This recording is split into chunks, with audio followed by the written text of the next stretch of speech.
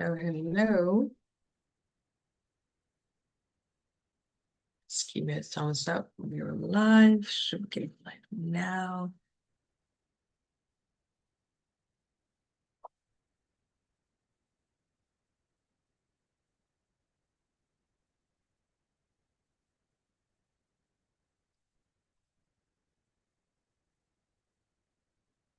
All right. Picture this. An investor wants to pull $180,000 out of a condo.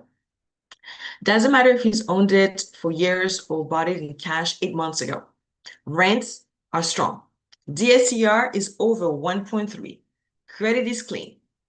It should be the easiest deal. It should be the easiest deal of the month.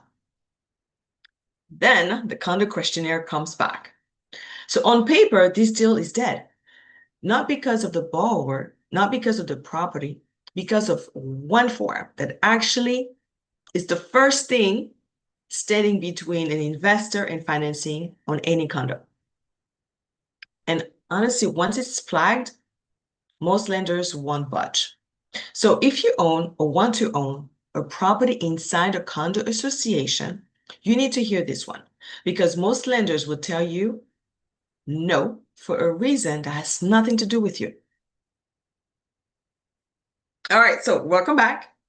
If this is your first time here, I'm Kristel Kanikit, your lender, Sacred Home with Kristel, lender on the go. Basically, your go-to person when it comes to self-employed borrowers, investors, DSCR deals every single day, every week. I break down on a scenario that consistently comes into my business and how it actually gets solved. So if you got a deal going on right now, drop it in the comments and I go through these and shapes what I cover in future episodes. If you know someone who owns a property in a condominium or is looking at one as a rental, then send this to them because today's episode is for them and of course for you. So let's get into it. So let's work through a scenario like this because it plays out all the time. Investor or self-employed, a handful of rental property already wants to refinance a 1 or 2 bedroom condo. Actually, it doesn't matter the size of the condo, but a condominium. And it doesn't matter how long they've held the property. They may have bought it cash a few years back. So the rent covers the payment easily. So the DSCR, debt service cash ratio, math works. Nothing about the borrower is the problem. Nothing. Every DSCR lender needs a condo questionnaire on a deal like this. So a condo questionnaire is the form the homeowners association or the management company fills out that tells the lender things like how many units are owner occupied versus rented, whether there is a pending litigation against association, what percentage of the building is commercial space, whether the HOA has enough money in reserves. So here's what a questionnaire like this can come back with. Over half of the units in the building are non-owner occupied, meaning they're rented. A lot of investors. So it's a lot of tenants taking care of it differently. A minor unresolved dispute between the HOA and a contractor from a roof repair, for instance.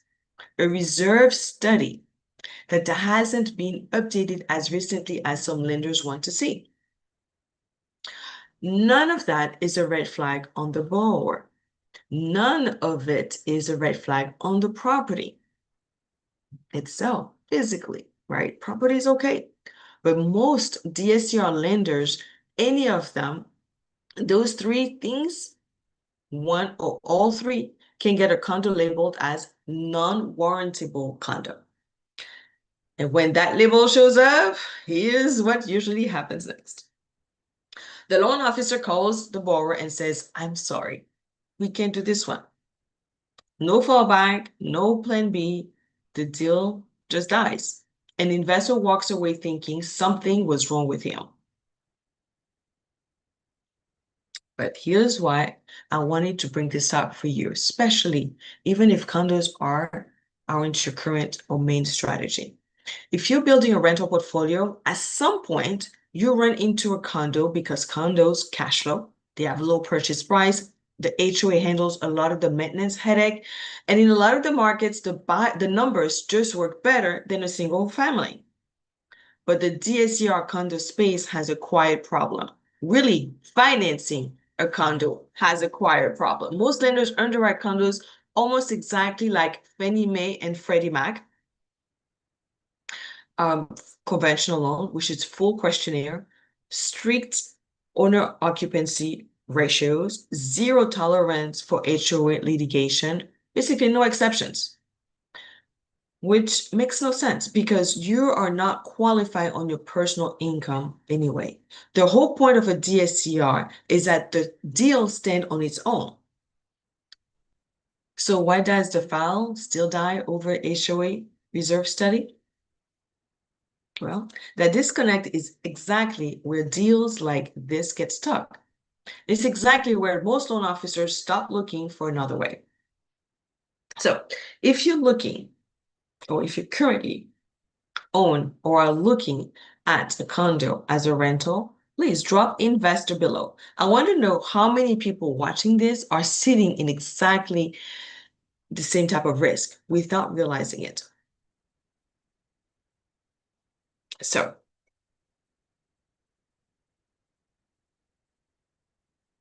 here's where it gets interesting. In scenarios like this, we're not requalifying the borrower. We're not waiting for the HOA to fix its reserve study. We're not telling them to sell or buy something else. There is a difference itself.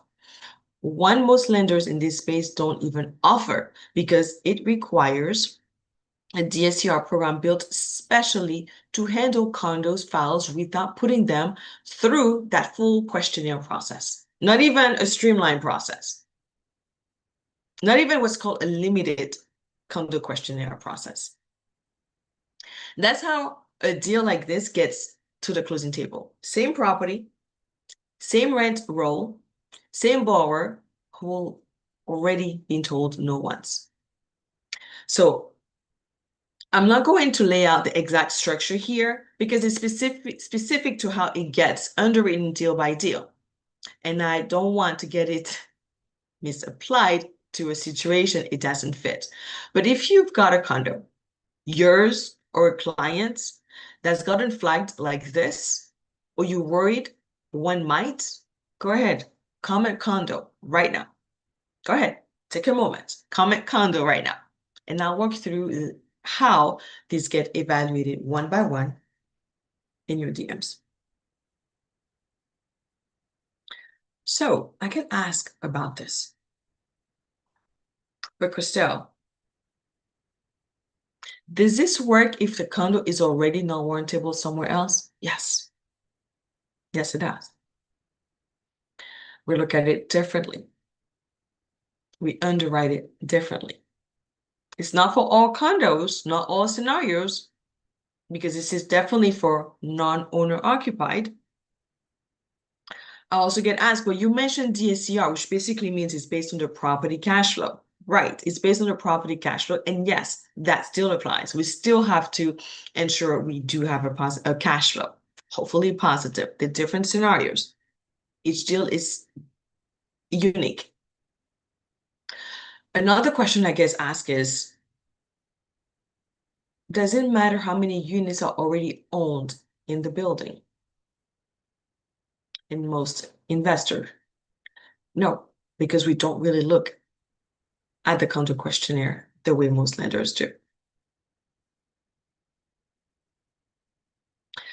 Another aspect of it, people ask, well, can you do this on a purchase? Does it work on a purchase too?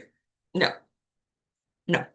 It works on refinances. However, if you purchase this condo recently or within a certain seasoning time that meets the requirement, just go ahead and purchase. Maybe cash, you have enough cash, let's say. You can purchase it cash and then we'll refinance and get your money back. So that's an option. That's a way if you're purchasing it, holding it for the seasoning time required, and then you refinance. No, it's not 6 months, it's not a year, it's less.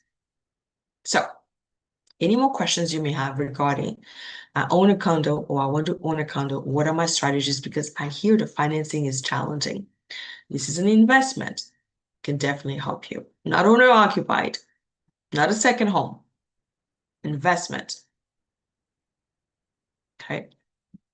DSCR, debt service ratio. Okay, so quick word on what's running this month, because it ties directly into everything we talked about. There is a DSCR condo refinance program available right now, built especially so you don't have to go through the traditional condo questionnaire process.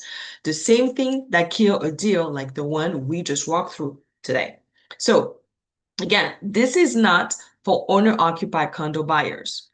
It's built for investors and DSCR borrowers who keep running into non-warrantable condos issues. So if that's you, if you know someone who's sitting on a spot like this right now, go ahead, share this information with them. I'll be happy to connect with them because their property might still qualify when they were told no. Okay. So this is a short, quick one, I think. I think this is the quickest one that I may be done. But that's it for today. And if this was useful, share it with the person that in your circle owns or would like to own rental properties, because the deal that gets missed the most are condos when they're not meeting the requirements for Fannie Mae or Freddie Mac, or even some non-warrantable condo investors. So next week, I'm excited to share with you, question mark, what would it be?